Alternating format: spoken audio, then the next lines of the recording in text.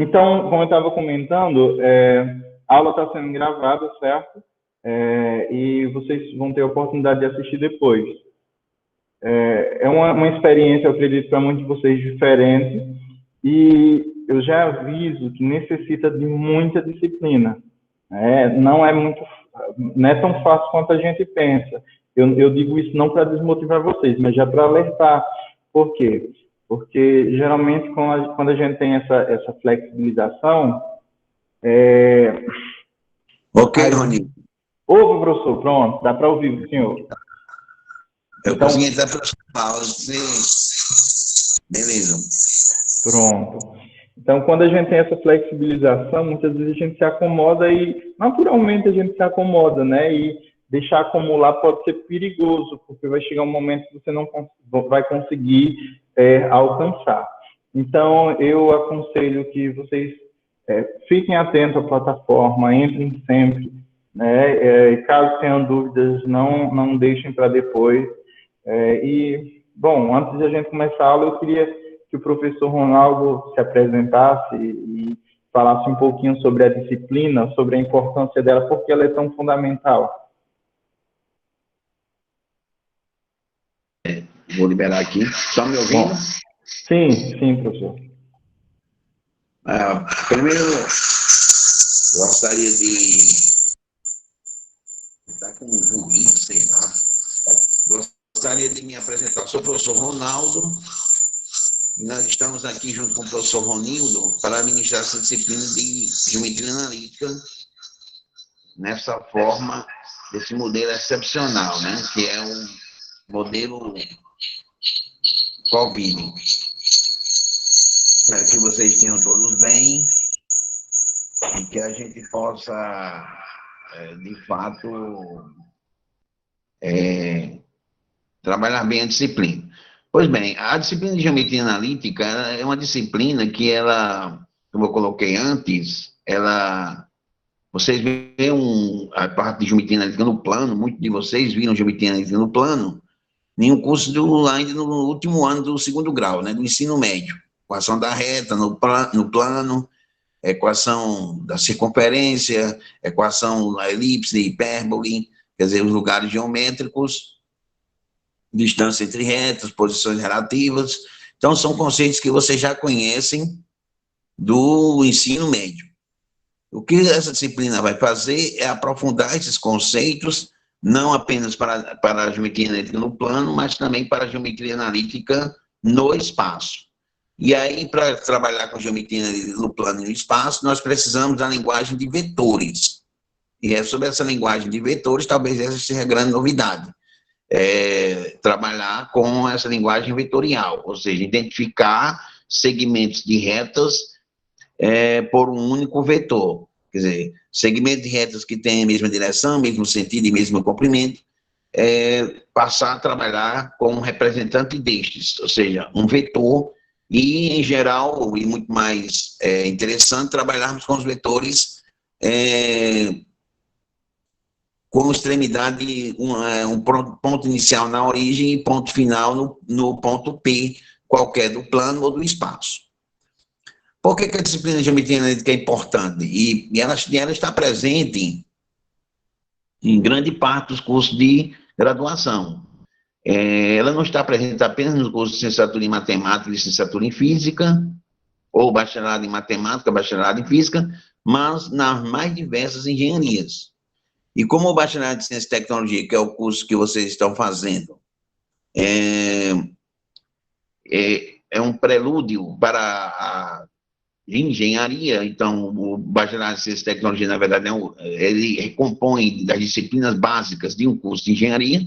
Então, a geometria analítica aparece para vocês nesse sentido.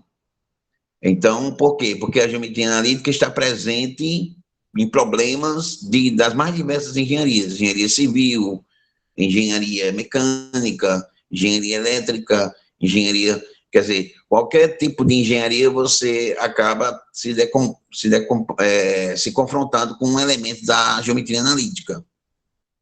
E daí, essa disciplina na nossa programação, no bacharelado de ciência e tecnologia. E é muito importante essa disciplina, por quê?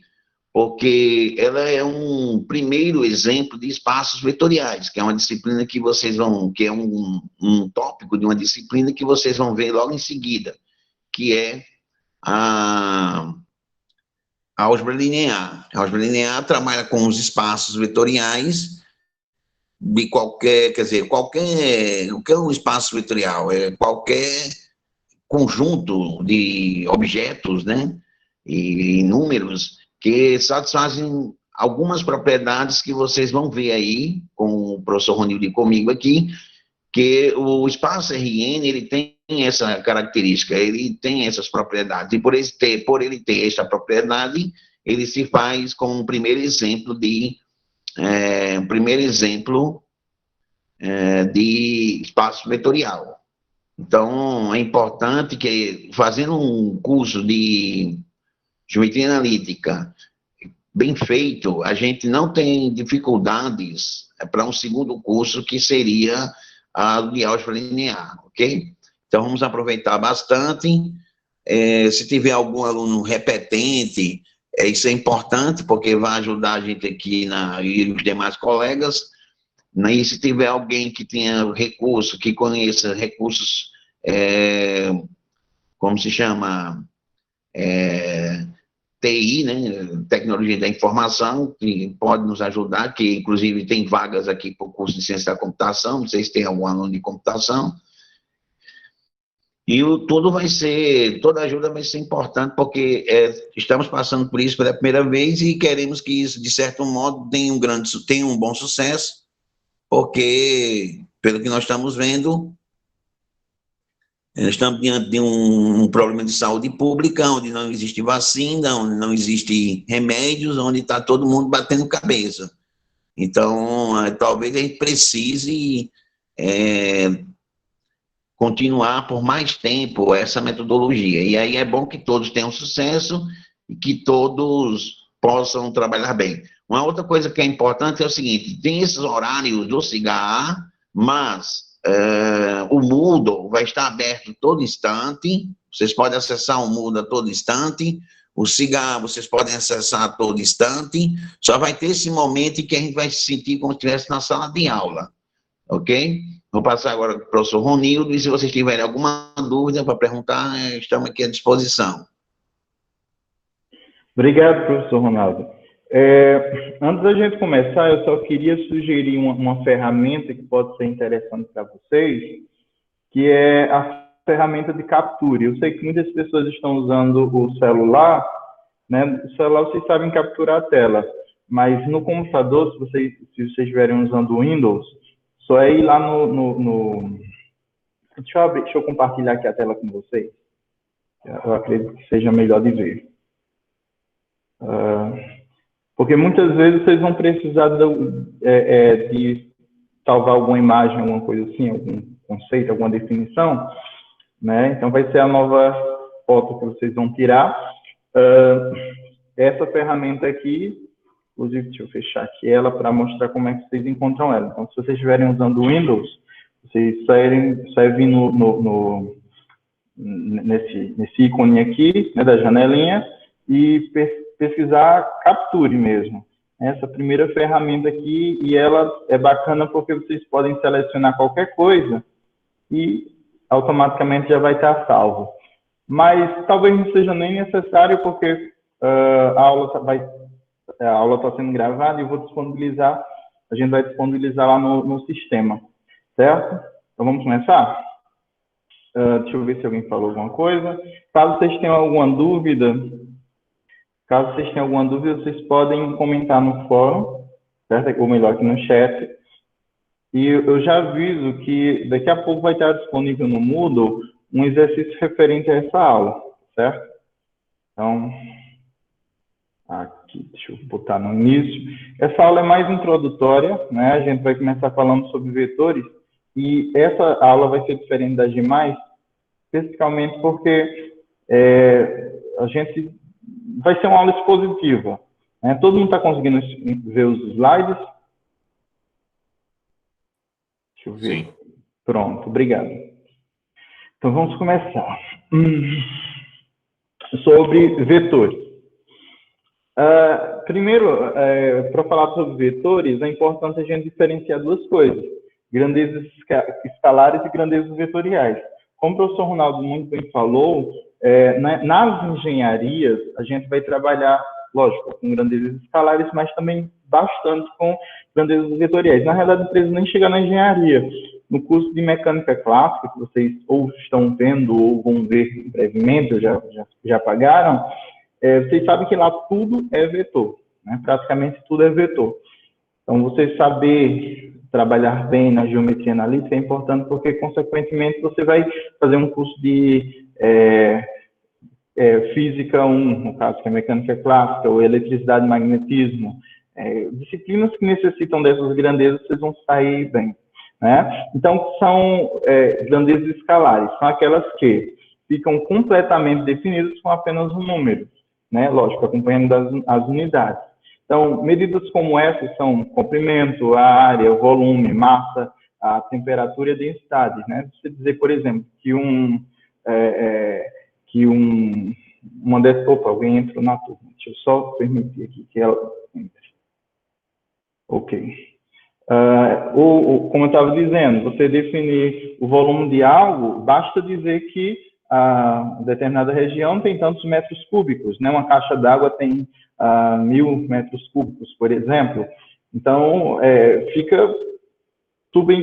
fica claro a informação que você está dando.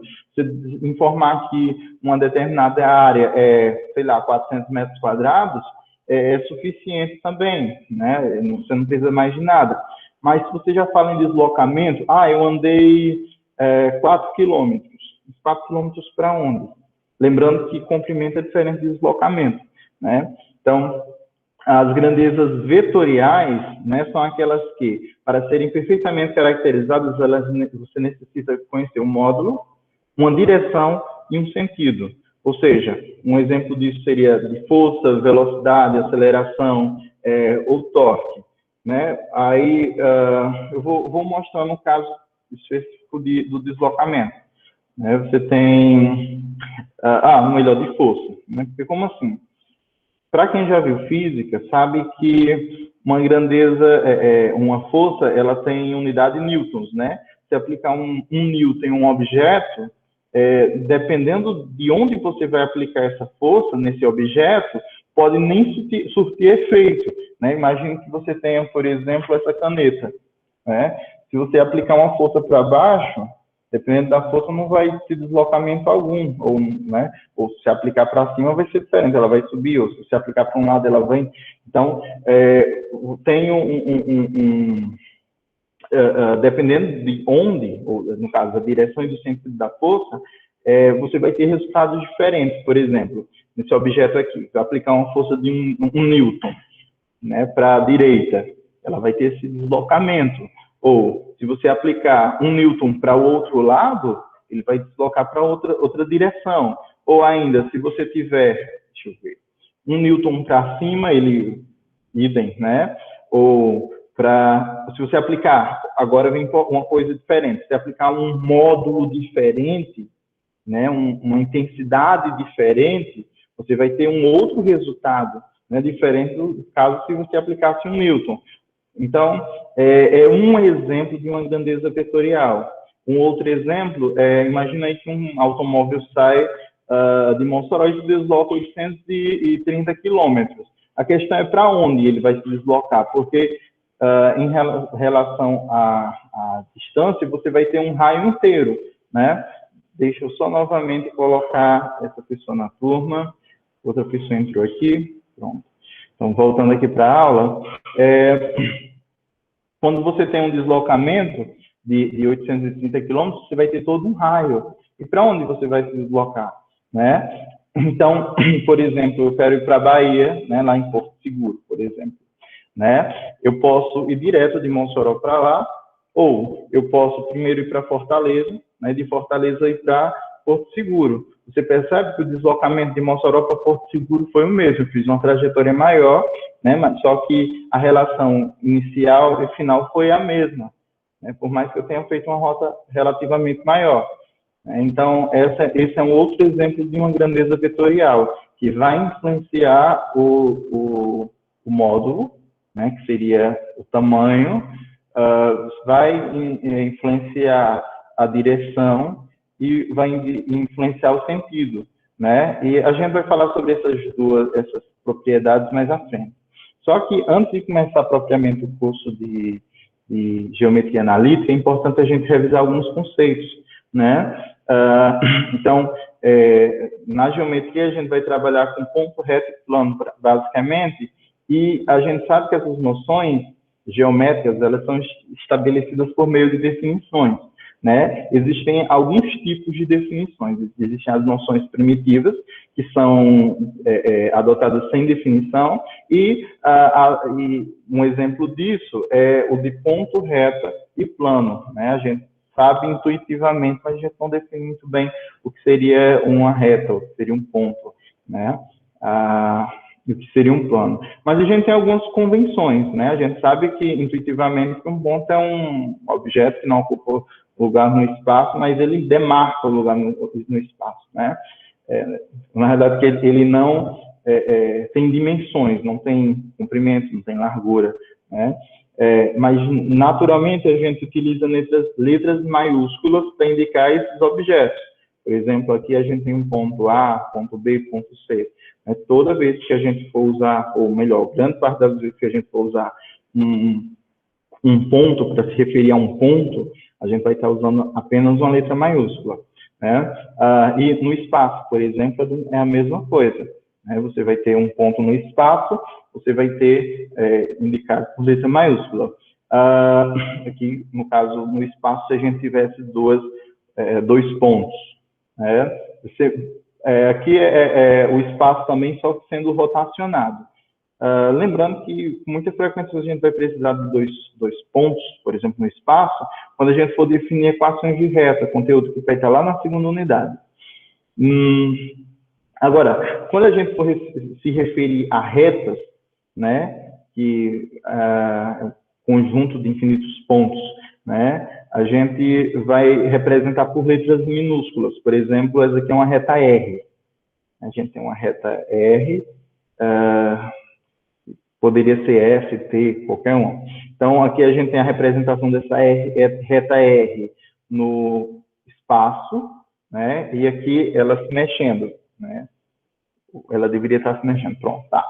Então, a gente tem aqui uma reta R qualquer no espaço. E, por fim, quando a gente for representar planos, né, a gente vai utilizar letras gregas, em geral. Isso é só uma notação, certo? Para ficar, quando você falar, seja alfa um plano, ou seja R uma reta, seja A um ponto. Então, você tem um plano π, que é letras gregas, né? Ou dessa maneira aqui, a gente tem no R3 um plano nele, certo? Então, aqui é um exemplo de a gente está mantendo os eixos, só está rotacionando para ter uma visualização melhor do que um plano, né? Então, são conceitos intuitivos, conceitos primitivos, né? Então, como eu falei, as proposições ou propriedades e afirmações geométricas são aceitas mediante demonstrações. Então, tem muitas coisas que a gente vai precisar demonstrar, né? Só que as proposições primitivas, elas são aceitas sem demonstrações, né? Um postulado da existência, né? O postulado, como eu falei, é uma noção primitiva, você simplesmente aceita. Numa reta, bem como fora dela, há infinitos pontos. Ou a segunda é num plano, há infinitos pontos. A gente pode também estender isso assim, num plano existem infinitas retas. Aqui a gente tem uma reta R, lembrando que isso aqui são só conceitos introdutórios para a gente iniciar a falar do que seria um vetor, né? Então, olha, a gente tem algumas outras notações importantes. Imagina que você tem essa reta R, que existem infinitos pontos, tanto nela quanto fora, né? E aqui, por exemplo, temos os pontos A, B, C, D, E, F. Né? Eu acredito que todo mundo já tenha visto isso, mas só para a gente sincronizar bem, né? A gente sabe que o ponto A pertence à reta R, né? O ponto B pertence à reta R, né? O ponto A, o ponto B, esses pertencem à reta R, só que, por exemplo, o ponto E também pertence, mas o ponto C, o ponto F e o ponto D, eles não estão sobre a reta, então a gente utiliza essa notação aqui, que C não pertence a R, ou A pertence a R, essa é uma notação que a gente vai utilizar, né? Então, vamos começar aqui para as definições. A primeira definição importante é sobre segmento de reta, né? Dados dois pontos distintos, A e B, a reunião do conjunto desses dois pontos com o conjunto que estão entre eles é um segmento de reta. Então, você tem um ponto A e um ponto B. O conjunto de todos os pontos que estão entre A e B é chamado segmento de reta. A notação que a gente vai utilizar para quando for se referir a um segmento de reta é AB com traço em cima, né? Então, você, por definição, vai ser o ponto A, B, unido com todos os pontos X que estão contidos entre A e B. Outra pessoa entrou na turma, só um instante, deixa eu só permitir. Pessoal, eu entendo que... Opa, não. Alguém falou. Os slides, eu acredito que não será necessário, mas eu posso disponibilizar sim, porque o vídeo vai estar disponível, né? Mas eu posso disponibilizar sim, certo? Então, você tem esse conjunto de todos os pontos. A segunda a definição, essa daqui, todas são importantes, mas ela vai crescendo gradativamente até chegar no que seria um vetor, né? Definição. Um segmento orientado é um par ordenado AB de dois pontos no espaço. A é a origem e B a extremidade.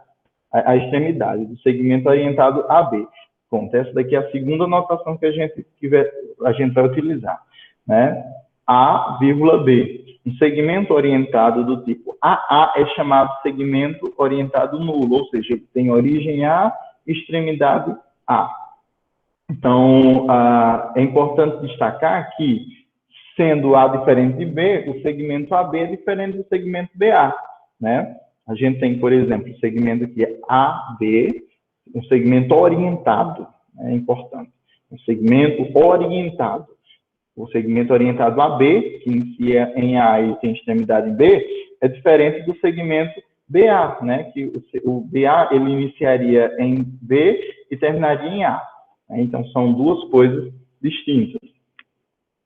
Segmentos orientados AB e CD são de mesmo comprimento se o segmento geométrico AB e CD têm comprimento igual. Isso é bem intuitivo, né? Você tem um segmento AB e um segmento CD, eles vão ser do mesmo tamanho, né? Se os segmentos, né? Se esse tamanho for igual a esse, né? Então, aqui faltou a setinha, né? Olha, segmento orientado AB é igual ao segmento orientado CD, se os segmentos, agora vem o AB, tiver mesmo, e o CD tiver mesmo tamanho, né? Então, vocês percebam que... sim, já tinha, né? Tinha a setinha depois. Eu fiz o contrário. Então, vamos aqui. Próxima informação importante. Se os segmentos orientados AB e CD não são nulos, eles são de mesma direção ou paralelo, se os segmentos geométricos AB e CD são paralelos. Isso inclui o caso de AB e CD serem colineares. Então, só revisando, olha. Quando você está falando de AB, com traço em cima, você está falando do segmento. Quando você está falando A, vírgula B, você está falando do segmento orientado, né? Então, eles tanto podem ser paralelos, não paralelos, né, terem a mesma direção. A gente lá na frente vai falar um pouquinho, quando estiver falando de reta, a gente pode falar mais sobre isso, mas olha, eles podem ter mesma direção ou paralelos se os segmentos geométricos são paralelos, né? Então, por exemplo, você tem uma reta suporte R e uma reta suporte S, né? Aí você tem um segmento AB e um segmento AC. Os segmentos orientados AB e CD, eles são paralelos, né? Se os segmentos forem paralelos. Aí, olha, aí o quê? Eles têm mesma direção, ou seja, quando a gente estiver falando sobre direção, a gente está falando de ângulo, né? Então, percebam que essas retas, elas têm mesmos ângulos. Então, eles têm mesma direção, né? Se os segmentos geométricos são paralelos, né? Isso inclui também o caso deles serem colineares. O que é colinear? É estar sobre a mesma reta, certo? Então, você tem esses dois segmentos. Então, os segmentos orientados aqui são colineares, então eles são, têm mesma direção. Então, agora a gente tem aqui uma proposição, né? Suponha que AB, ou suponha que, eu queria que você falasse um pensamento, o que seria isso? Um segmento orientado, né? Suponha que o segmento orientado AC e CD sejam paralelos. No caso em que as retas AB e CD são distintas, os segmentos orientados AB e CD são do mesmo sentido se os segmentos geométricos AB e CD têm interseção vazia, senão AB e CD têm sentido contrário. Como assim? Não entendi. Vamos lá. Você tem o segmento AB e CD. Então, os segmentos orientados são do mesmo sentido se os segmentos têm interseção vazia. Pronto. Então, aqui, olha. Se não, eles têm sentido contrário, né? Então, olha, quando a gente está falando em direção, a gente está falando em ângulo. Quando a gente está falando em sentido, a gente está falando para onde, vamos dizer assim, para onde a setinha está apontando. Se é no sentido, se for no mesmo sentido, então, enfim, é intuitivo, né? Bom, suponha que AC e CD sejam paralelos, né? A princípio, você parte disso daí. No caso em que os segmentos de reta AB e CD coincidem, tomemos EF, ou tomemos o segmento orientado EF, tal que E não pertence à reta suporte AB. Então, deixa eu mostrar aqui. E EF e AB sejam de mesmo sentido, de acordo com o critério anterior. Os segmentos orientados AB e CD são de mesmo sentido se EF e CD são de mesmo sentido. Se não, A, B e CD são sentidos contrários.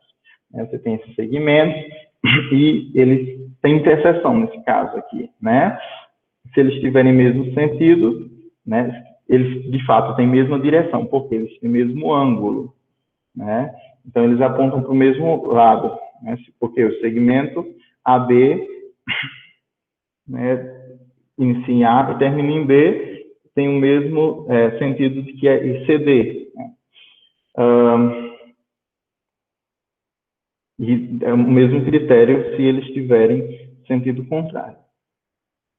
Bom, aí agora a gente entra talvez na coisa mais importante aqui da aula, né, da definição formal, vamos dizer assim, de um vetor. Né, um vetor que a gente está trabalhando aqui na geometria analítica. Seria o quê? Classe de equipolência. O que seria equipolência? Porque a gente já falou de módulo, o que foi o módulo daqui que a gente pode dizer? Lá atrás a gente falou sobre tamanho, né? O tamanho estava relacionado ao módulo. Aqui a gente falou sobre ângulo, né? Na direção.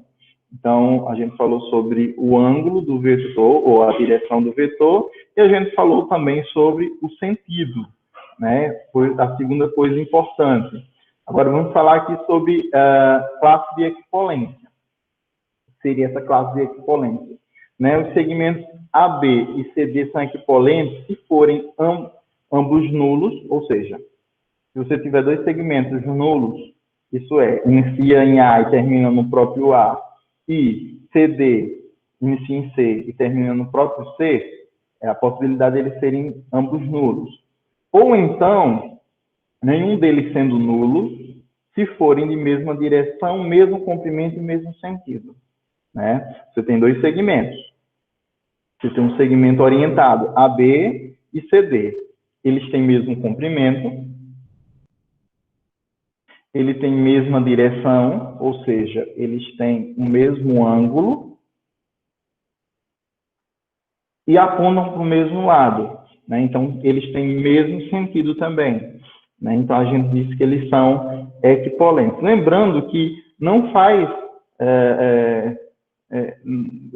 eu vou repetir a palavra. Assim. Não faz sentido falar em sentido se os vetores estiverem em direções contrárias, ou direções diferentes. Por exemplo, eu pergunto, esse vetor e esse vetor aqui. Eles podem até ter mesmo módulo, mas não tem cabimento, vou usar essa palavra para não repetir sentido, não tem cabimento você se perguntar se eles têm mesmo sentido, por quê? Porque eles não têm direção, né? E o sentido está intimamente ligado com a direção. Então, aqui vamos para um exemplo, né, bem didático. Né? Você pegou aqui vários segmentos orientados. Eu quero saber quais desses segmentos eles são equipolentes. Eu quero agora uma participaçãozinha de vocês. Eu sei que eu estou falando muito, mas é só nessa primeira aula. Comentem aí no chat quais os segmentos são equipolentes a B.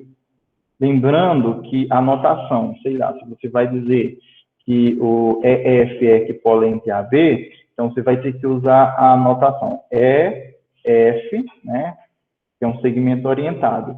Né? Eu queria que vocês participassem por um instante aí. Podem comentar no chat. Deixa eu colocar aqui. Opa, já dei a resposta.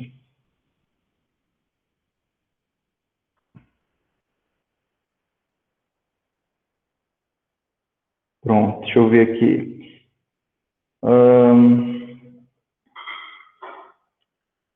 Deixa eu botar aqui no slide, já dei a resposta. nem adiantou muito. Aqui. Né?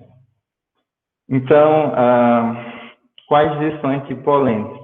Lembrando, equipolentes é o quê? Tem mesmo módulo, mesma direção e mesmo sentido. Então, olha, de cara a gente está analisando esse daqui, né? De cara a gente pode saber que esse daqui, ele não é equipolente a AB, ou seja, CD não é equivalente a AB. Por quê? Porque ele tem um módulo diferente, concordam? Ele tem um tamanho diferente, ele tem uma direção diferente, automaticamente ele tem um sentido diferente. Isso você pode dizer o mesmo desse carinha aqui, porque apesar de ter mesmo tamanho, ele tem uma direção diferente. Agora, eu pergunto a vocês, o HG, ele tem mesmo tamanho que o AB? Eu sei que vai ser no olhômetro, mas pelo menos o slide foi feito em escala. Eu acho que dá para reconhecer. Ele tem mesmo módulo? Ele tem mesma direção?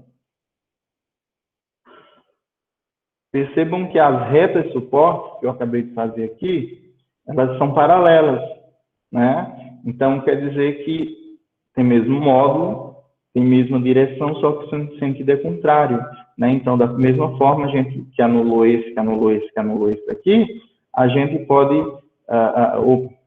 arrisquei demais, a gente pode anular esse, por quê? Porque ele tem um sentido contrário, né? E, por fim, o que sobrou foi esse daqui, que é o quê? Ele tem mesmo tamanho, seria o módulo, ele tem a mesma direção, ou seja, a reta é paralela, e ele tem o mesmo sentido, ou seja, aponta para o mesmo lado. Então, a gente diz que esses dois segmentos, eles são equipolentes, ou seja, você pode dizer assim, olha, que o segmento AB é equipolente, essa é a anotaçãozinha, é equipolente ao segmento IJ. AB é equipolente a IJ. Lembrando que esse material que a gente está vendo aqui, ele está disponível no livro Cal com Tratamento Vetorial, a primeira aula, né? O livro é dividido em aula do Ivan Camargo, né? Do Ivan Camargo, o livro laranja, certo? Então, bom, a gente sabe que o AB é equivalente ao IJ. Ok. Então, aqui foi só mostrando quem não era e o único que sobrou foi esse. Então, a proposição que a gente vai fazer, né? A relação de equipolência é uma relação de equivalência. Isso é, qualquer que sejam os segmentos orientados a B, a C, CD e EF, AB é equivalente ou é reflexivo, né? Ele tem essa propriedade de reflexibilidade. AB é equivalente ao próprio AB. AB é equivalente a CD, então CD é equivalente a AD, seria a propriedade simétrica. Se AB é equivalente a CD, então CD é equivalente a AB. A outra é a propriedade transitiva, né? Ou seja, se AB é equivalente a CD e CD é equivalente a EF, então o AB é equivalente a EF, né? Então, deixa eu mostrar aqui. Imagina que você tem 3 vetores, só ilustrar. Suponham que tenha mesmo modo, mesmo sentido e direção. Esse aqui é o AB, esse aqui é o CD e aqui é o EF. Né? Então, AB é equivalente a ele mesmo, né? Se AB é equivalente a CD, então eu posso afirmar da mesma forma que CD é equivalente a AB. Ou, aí a última, né? Se AB é equivalente a CD e você sabe que CD é equivalente a EF, então AB é equivalente a EF. Acredito que ficou clara essa relação de equivalência. Então, aí a gente tem outra proposiçãozinha muito simples, né? Que se AB é equivalente a CD, então o AC é equivalente a BD. Não entendi. Deixa eu mostrar aqui. Imagina que você tem 2 segmentos que são equivalentes, né? Você tem AB e CD. Então, sabendo que eles são equivalentes, o BD é equivalente a AC, certo? Então, acredito para entender. Então, aqui a gente vai falar sobre classe de equivalência, né? Dados 2 segmentos orientados a D, a classe de equivalência de AB é o conjunto de todos os segmentos equivalentes a AB. Né? O segmento orientado a AB é chamado de representante da classe. Então, por exemplo, você tem segmentos AB. Né? E esse outro CD é equivalente, ou EF é equivalente, GH, IJ, enfim, KL, MN, OP, e qualquer outro vetor. Você sabe que existem infinitos, né? Em toda essa tela aqui, está em todo canto, né? Vai ter segmentos equivalentes a AB. Então, o segmento AB, ele é equivalente a qualquer um que tiver aí, ou em qualquer lugar. Então, eu pergunto a vocês, eu sei que a gente ainda não chegou em vetor não, mas qual seria o melhor segmento equivalente a AB?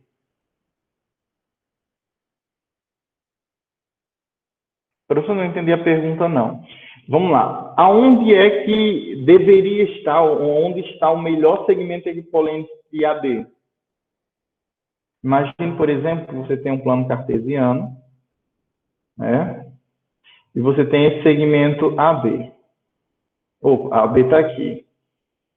Se qualquer outro segmento tem o mesmo tamanho, mesmo modo, mesma direção, é equivalente a ele, então, um que vem estar na origem, também vai ser. Concordam? e ele na origem vocês vão perceber que vai ter grande valia. Deixa eu ver, alguém entrou na turma. Ok. Vocês estão com alguma dúvida?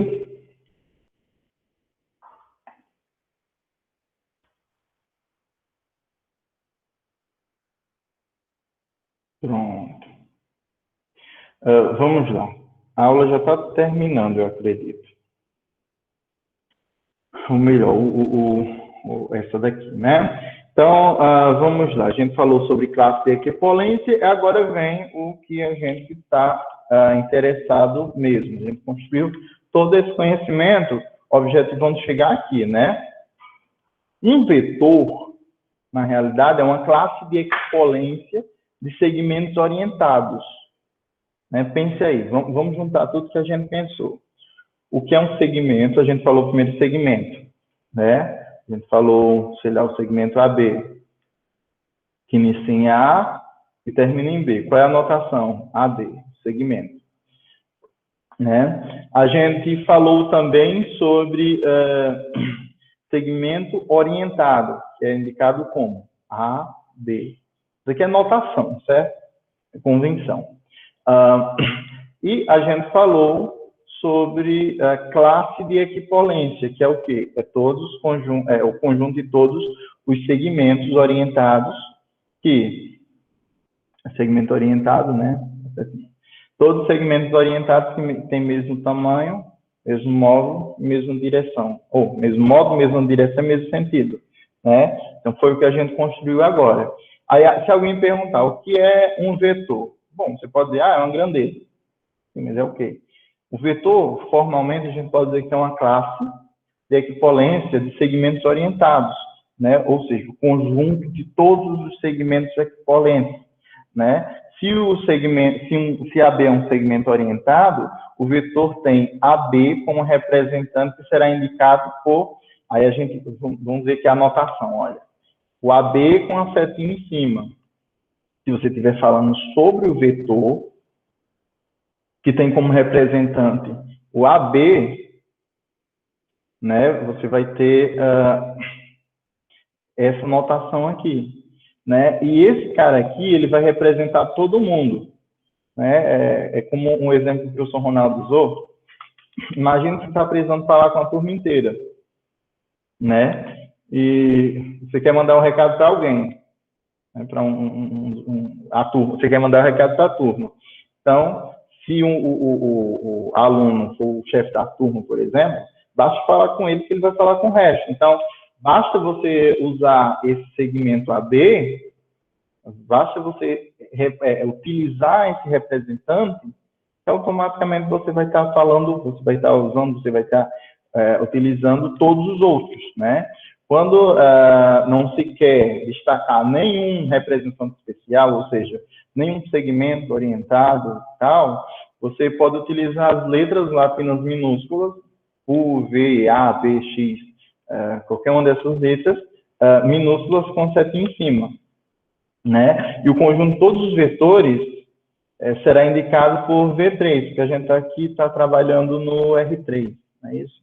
Ou seja, no XYZ, no R3, aqui. Então, o conjunto de todos os vetores no estudo de geometria analítica está no R3. Lembrando que em álgebra linear isso daí vai ser expandido, né, que a gente vai ver apenas até o R3. Né, uma observação.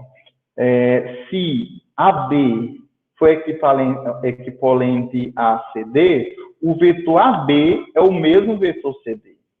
Tá certo? Tá entendendo? Então, isso aqui foi o que eu tinha mostrado, né? Você tem AB e CD, eles são equipolentes, por quê? Porque tem mesmo módulo, mesma direção e mesmo sentido. Então, automaticamente, o vetor AB também tem um representante CD, certo? Por quê? Porque o vetor, quando geralmente o pessoal fala, ele pode se deslocar. Na realidade, não é bem se deslocar, porque existe um representante dele ali, né? Você tem, por exemplo, no R2, um vetor aqui, né? Um vetor AB. você desloca ele para a origem. Na realidade, é porque existe na origem um representante dele, ou seja, um segmento que inicia na origem até um certo C, né, que a gente vai ver na frente que esse segmento é único, né, esse segmento, esse ponto C é único, né, que vai... Eu acho que alguém comentou, alguém entrou, só um instante. Eu tenho que encontrar uma maneira... Opa, alguém entrou. Vamos lá. Então, a gente vai ter esse AC, CD como representante também do vetor, né? Uma proposição, acho que foi aquela que eu tinha comentado, né? Dado um vetor qualquer, escolhido arbitrariamente um ponto P, existe um único segmento orientado representante de U com origem P. Isto é, existe um único ponto B tal que U é igual a PB. Professor, não entendi. Imagina aí, você tem esse vetor U, né?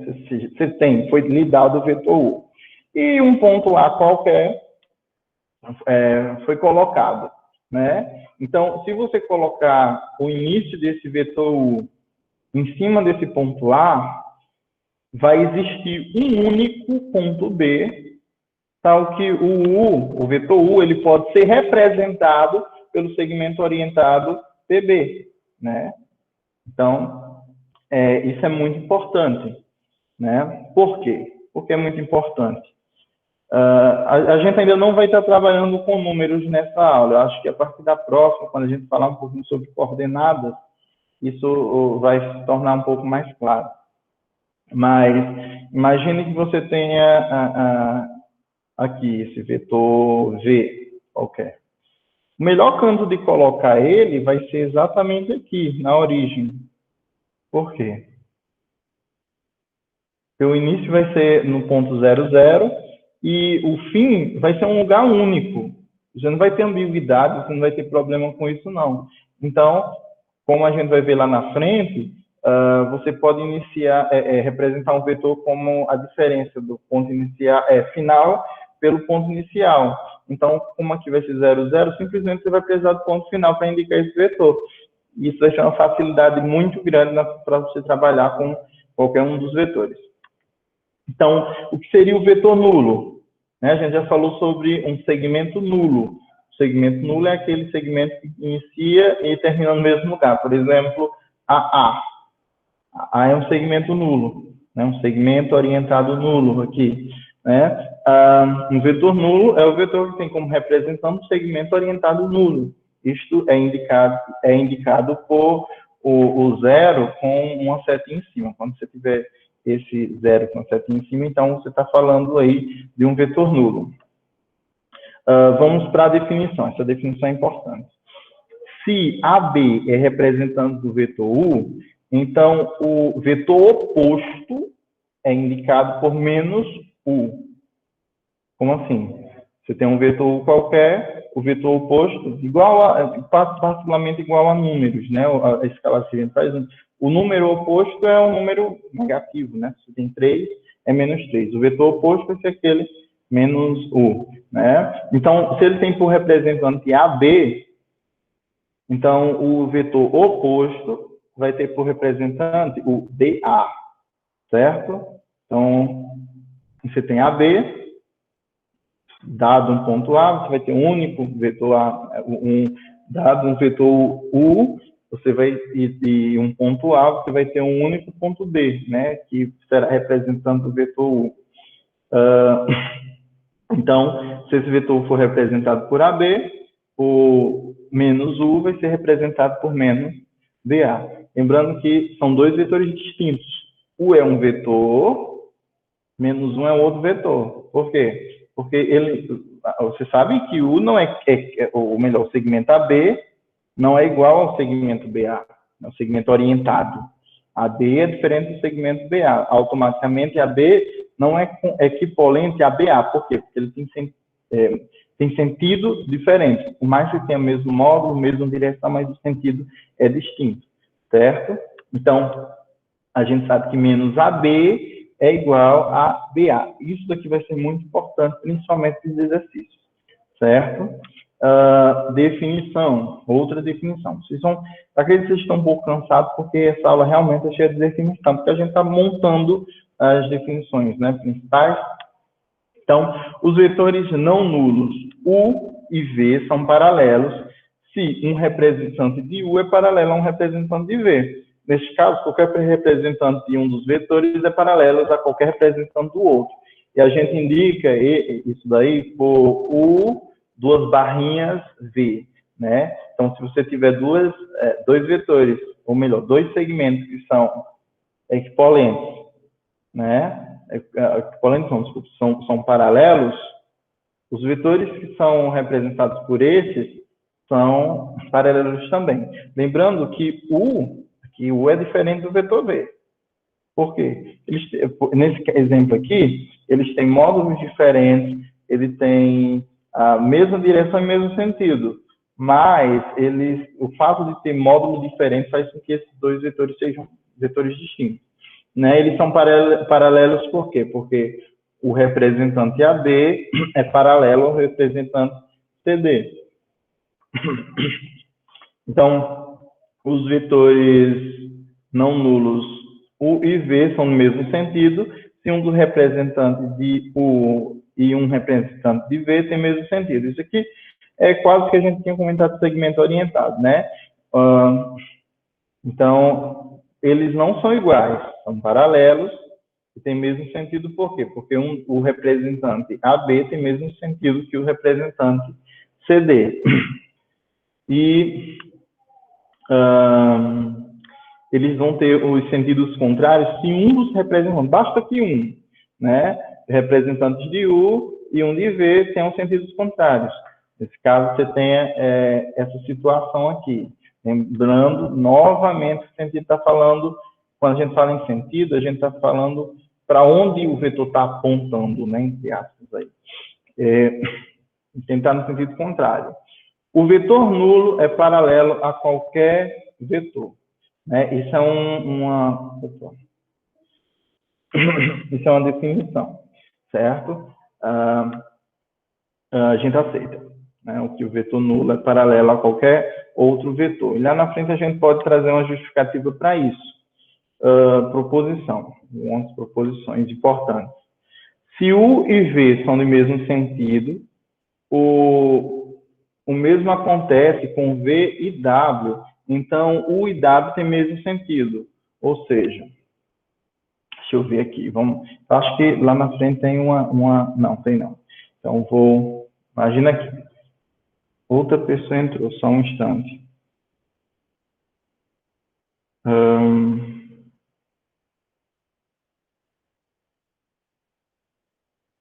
Algumas pessoas falaram, deixa eu olhar como é que está o chat.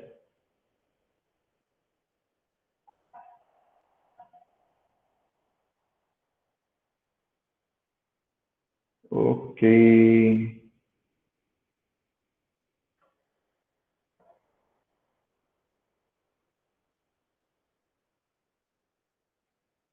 Pronto.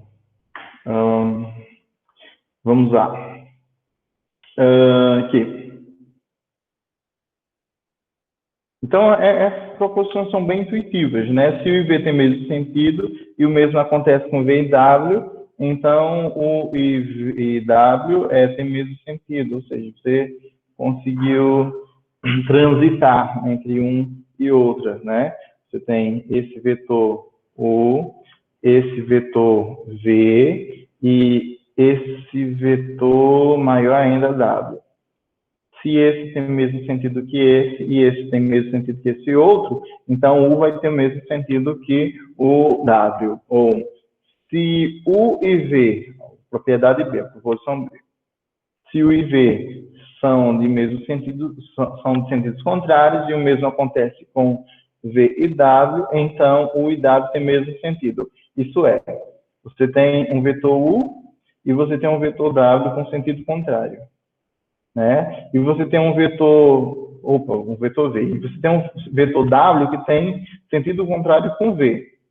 Então, automaticamente, O U tem mesmo sentido que o V. Certo? Lembrando que essas proposições elas podem ser demonstradas, e eu quero deixar isso como exercício para vocês.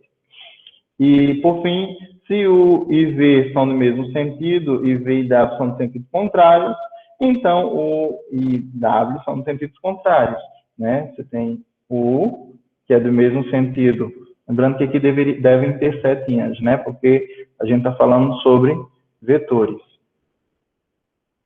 Se U tem mesmo sentido que V, e V tem sentido contrário que W, então U tem sentido contrário com W, certo? É a última propriedade, proposição. E definição, isso é importante, né? A norma, ou o módulo, ou ainda o comprimento de um vetor, é o comprimento de qualquer um dos seus representantes. Lembrando que todos os representantes, como são equipolentes, eles têm que ter mesmo tamanho, né? Ele tem que ter mesmo módulo, ou ele tem que ter a norma, né? Geralmente a gente fala em módulo com número, né? Alguns livros, deixa eu só terminar a definição aqui, eu comento sobre isso. A norma de um vetor U é indicada por essas duas barrinhas, né? E o vetor unitário tem sua norma 1. Pronto, vamos por partes aqui. Deixa eu mudar a cor desse pincel aqui, porque eu quero marcar cor da tinta. Vamos botar aqui uma cor diferente. Ok. Então, tem alguns livros, acho que o do Winterly e do Steinbruch, que ele vai utilizar assim, um módulo de um vetor. Está errado não, porque é notação, é convenção, né? Mas geralmente a convenção mais aceita é com essas duas barrinhas, né? Então a gente vai tentar utilizar essa notação aqui, né? A norma ou o módulo do vetor, vamos chamar ele só de norma, né? A norma de um vetor V ou de um vetor U é representado dessa maneira. Então, quando eu estiver falando disso, eu estou falando simplesmente... Nildo, oi. Interrompendo um pouquinho sobre essa questão, é o seguinte, por que a gente coloca com duas barrinhas, ou ao invés de uma barrinha apenas? Diferenciar que nós estamos em espaços diferentes, por exemplo. Com uma barrinha vai ser o módulo de um número. Exato. O módulo de um número. E com duas barrinhas a gente vai entender que é o módulo do vetor. E por que é importante fazer essa diferença? Porque se nós tivermos aquela propriedade de a norma de um escalar vezes o vetor, o módulo do não escalar vezes a norma do vetor. Está bem diferenciado a norma de um número real, um escalar, e a norma do vetor. Então, por isso que é bom fazer essa diferenciação. Inclusive quando a gente estuda outros espaços de funções, para mostrarmos que estamos com uma métrica diferenciada, por exemplo, nós estamos em R, e a função anda em Rn. Então, a gente precisa entender a questão do limite, precisa entender que, de um lado, você tem a norma de um número real, porque você, o domínio, aliás, tem a norma do vetor, porque o domínio é em Rn, e do outro lado, você tem número, então, módulo, vamos falar, ok? Então, é importante fazer essa diferenciação, ok? Perfeito, professor. Isso mesmo. Para colocar. Ótima colocação. Imagina aí, vou ilustrar aqui o que o professor comentou, né? Você tem a norma, a gente vai ver isso mais na frente, mas, por exemplo, você tem a norma de um vetor, de um número por um vetor, né? Imagina que isso aqui seja um número. Então, vou mostrar as duas situações, né? Se você tiver só uma barrinha, você poderia ter um problema com a notação. Por quê? Por definição, vocês vão ver que isso daqui vai ser alfa em módulo vezes a norma de V. Né? Então, o que aconteceria se você tivesse essa notação aqui? Você teria módulo de alfa vezes módulo de V. Ficaria complicado, concordam? A gente não usa isso daqui, não. A gente vai representar dessa maneira. As duas barrinhas vai ser para vetores e a barra única vai ser para número. Alguém eu acho que deve ter falado ou entrou na turma. Pronto. Ok. Então, a gente já tem 31 pessoas na turma, é uma frequência relativamente boa, considerado as situações. Professor, o senhor pode falar sobre frequência? O senhor vai fazer frequência nisso, nas reuniões? Como? O senhor vai fazer frequência nas reuniões? Eu acho que foi alguma pessoa que perguntou aqui.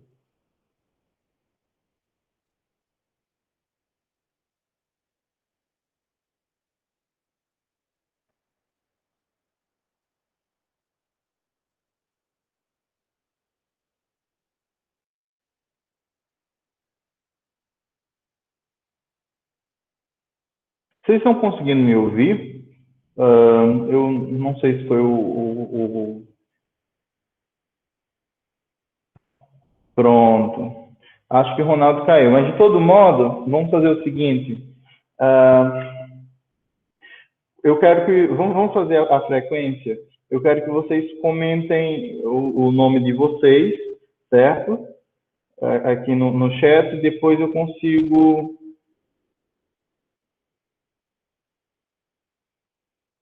Ok.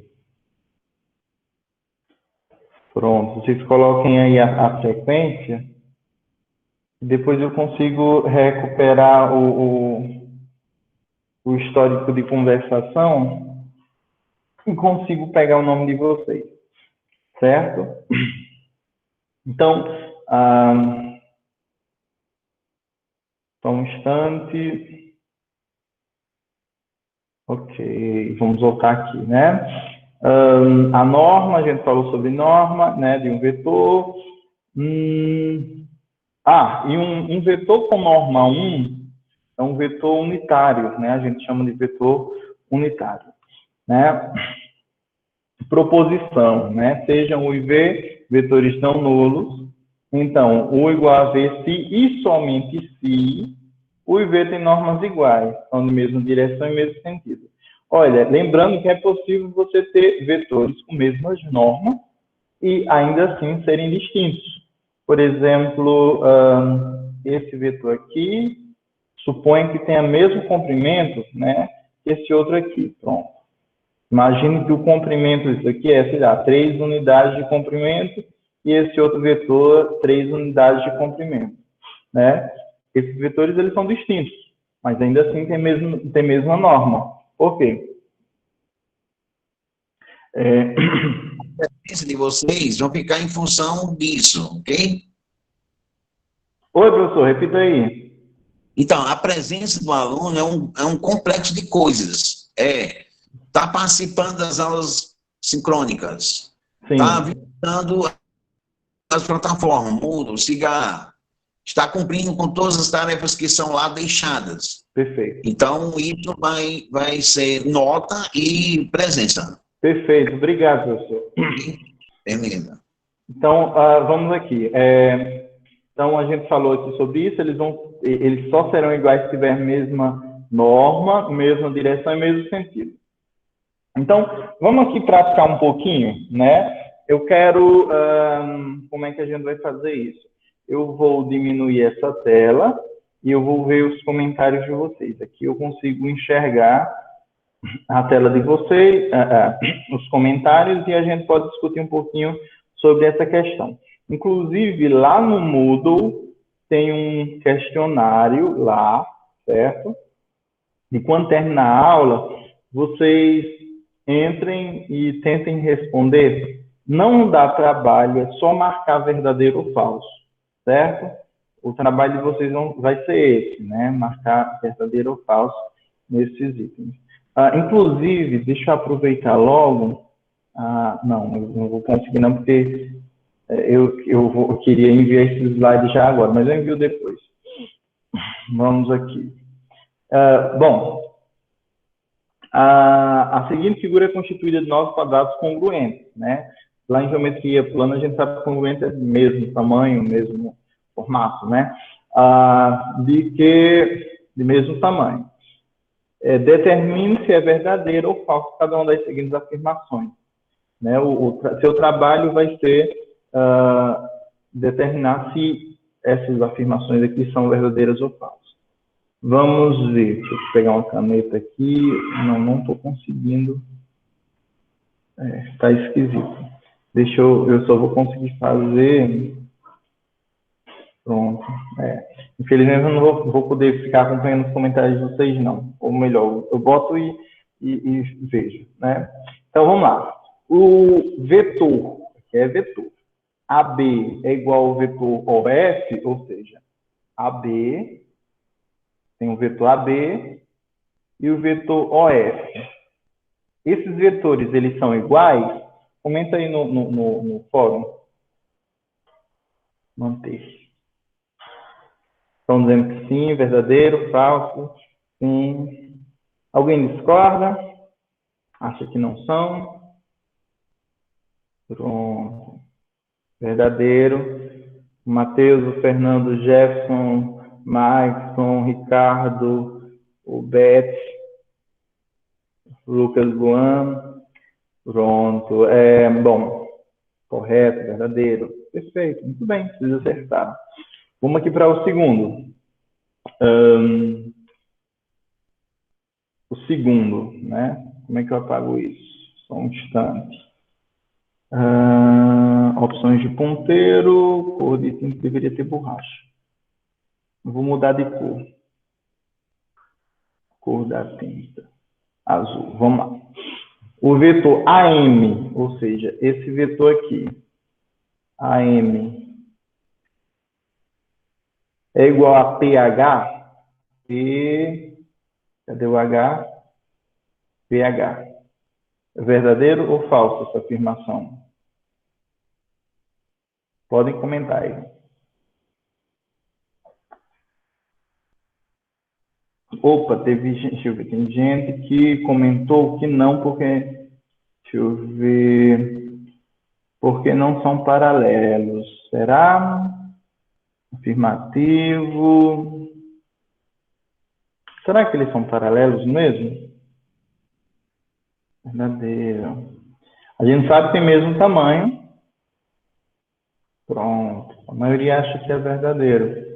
Vamos fazer um negócio aqui. Como seria esse negocinho aqui? Lembrando, né? Não sei se o professor comentou, mas a gente vai tentar usar com frequência um recurso chamado o GeoGebra.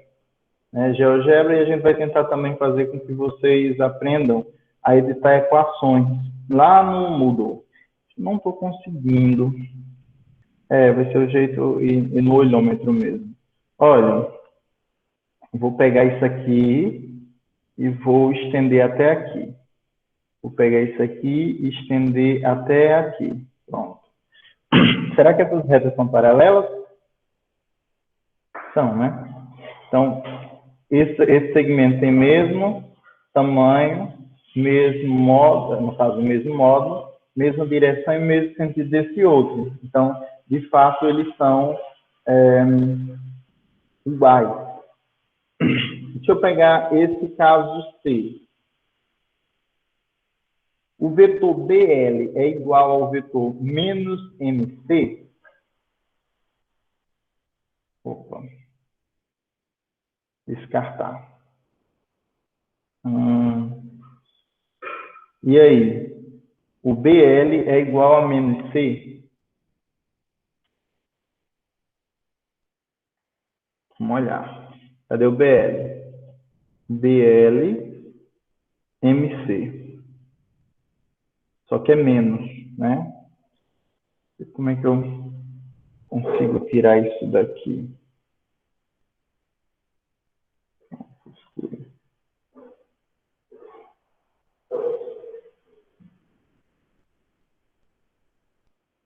Perfeito, muito bem, vocês estão bem.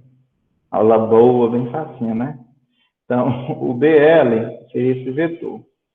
O MC é esse vetor. No entanto, a questão ela pede o vetor menos MC. Cadê? Opções de ponteiro, mudar de cor.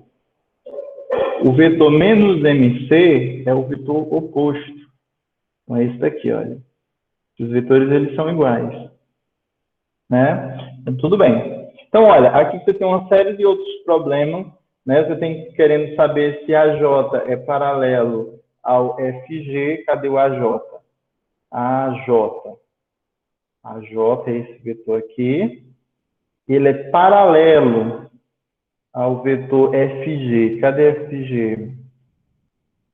O FG. Pronto, aqui, ó. Então, e aí? Né?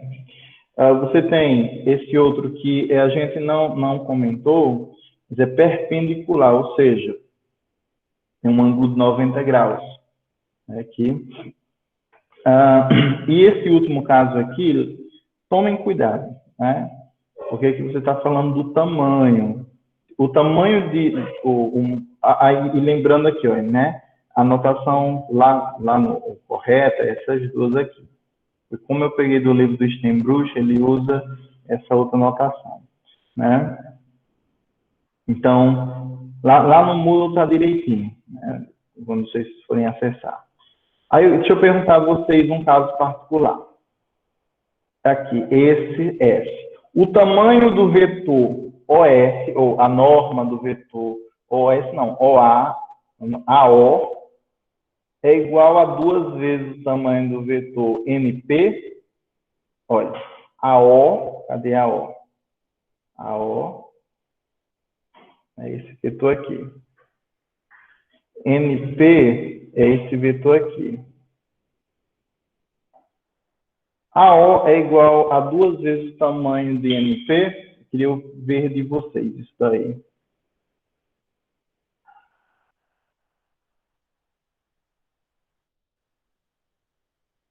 Podem comentar. Para ficar melhor de ver, olha, o vetor AO tem mesmo tamanho do vetor 2 vezes NP? Tem.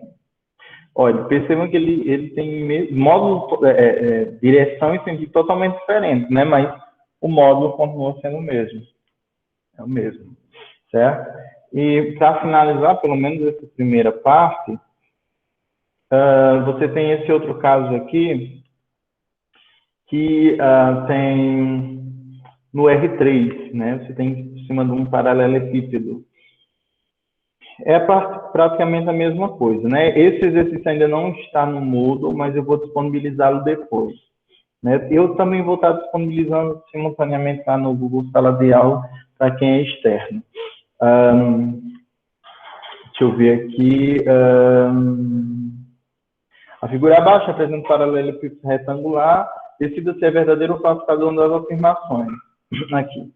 O vetor, por exemplo, AB é igual a menos HG. AB seria esse vetor aqui. HG. O vetor HG é nessa direção. Só que como está negativo, então você tem um vetor oposto. Aí eu pergunto, esses dois vetores, eles são iguais? E aí, eu quero ouvir de vocês. São iguais?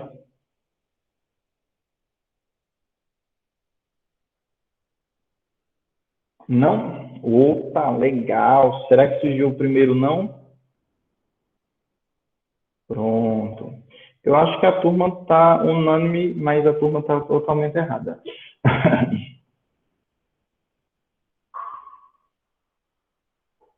Não, tá, a turma está certa mesmo. Eu estou errado. AB, vamos lá. AB é nessa direção. HG. Se fosse HG, estaria correto, né? Mas como é menos HG, está para o outro lado. Então, o sentido é contrário, então automaticamente está errado. Mas se fosse desse jeito, ele estaria, né? Correto?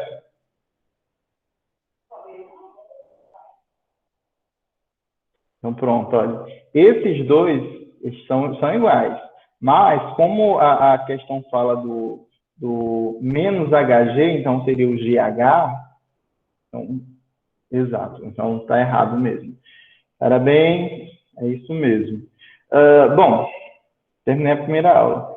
E aí, Ronaldo, a gente continua ou termina por hoje? Acho que termina. Você vai postar os exercícios. que a Pronto. turma está achando aí? Pode comentar aqui no chat. Porque, assim, nós tivemos já quanto tempo de aula aí, desde o momento? A gente teve 1 hora e 19 minutos, né? É equivalente a 2 horas, mais ou menos. Né? É equivalente a 2 horas aulas, né? Uhum. 50 minutos. Exato. Eu acho que a turma também satura a turma, né? Eu É, acho que aí você vai agora pôr atividade e também vai postar esse material para eles. Quem tiver alguma dúvida, vai ler esse material que vai ser postado. Eu acho que tá bom para encerrar. pronto, tá bom então. Porque se vocês olharem direitinho, a gente já deu. Pronto, em relação à aula que vocês perderam, não se preocupem não, porque a gente vai tentar fazer uma maneira porque oficialmente é a primeira aula hoje, né? A primeira aula de conteúdo. O único problema que a gente tem é o calendário, né? Por isso que é importante vocês ficarem atentos lá no Moodle, né? É importante vocês ficarem atentos, porque lá sempre vai ter material, sempre vai ter, a gente vai postar videoaulas também, né? Para compensar direitinho. Então, hoje foi a primeira aula, nesse intervalo de segunda até terça, vai ser postada uma nova aula lá no Moodle, certo?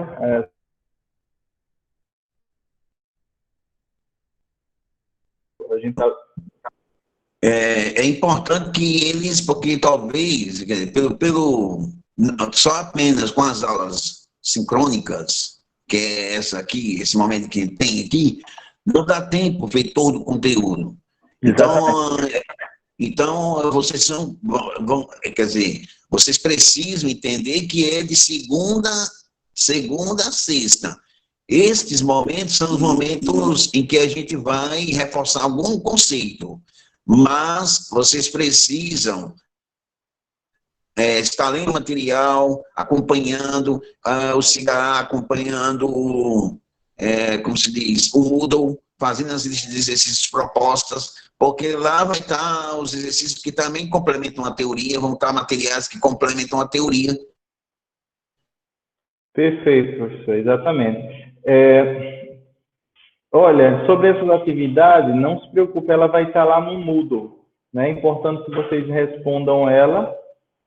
Estão me ouvindo?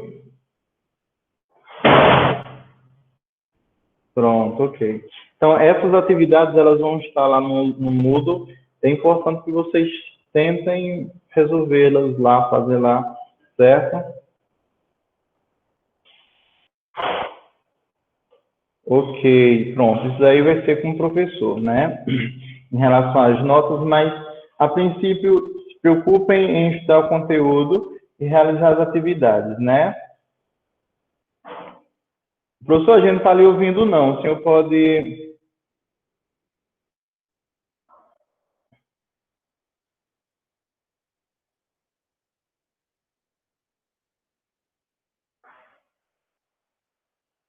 Eu acho que ele deve estar com algum problema de conexão. Então, pessoal, muito obrigado pela atenção. Me adicionem também no grupo, certo? Deixa eu disponibilizar meu número aqui. Ou qualquer coisa vocês colocam. Obrigado, Fernando. Lembrando, deixa eu lembrar vocês também, quem não participa ainda do Google Sala de Aula, lá vai ser só um lugar para vocês terem o material, certo? Deixa eu ver aqui. E lá eu tenho um pouco mais de liberdade de postar toda coisa, questão de direitos autorais. Esse é o código da turma, né? Tentem acessar o Google Sala de Aula, né? Tá eu e o professor Ronaldo nesse espaço. Aqui é o link. Em relação ao número de... pronto, aqui já tem o WhatsApp web. Pronto. Ok. Então, obrigado pela atenção de vocês. Desculpem aí qualquer coisa. Nos vemos terça-feira, mas nesse meio tempo a gente vai gravar algumas videoaulas que vão estar no CIGAR. Por favor, entrem todo dia. Se tiverem dificuldades, não acumulem, porque é muito pouco tempo, né? A gente sabe que vai ter um intervalo muito pequeno, para vocês verem o conteúdo que vocês geralmente viam em 4 meses, né? Vocês vão ver praticamente um mês e meio, e olhe lá, né? Então, fiquem atentos a tudo, né? Atividades, qualquer dúvida, vocês podem falar comigo no WhatsApp, podem falar com o professor, que a gente sempre vai estar disponível para tirar as dúvidas de vocês, tá certo? Um abraço a todos e se cuidem, fiquem em casa.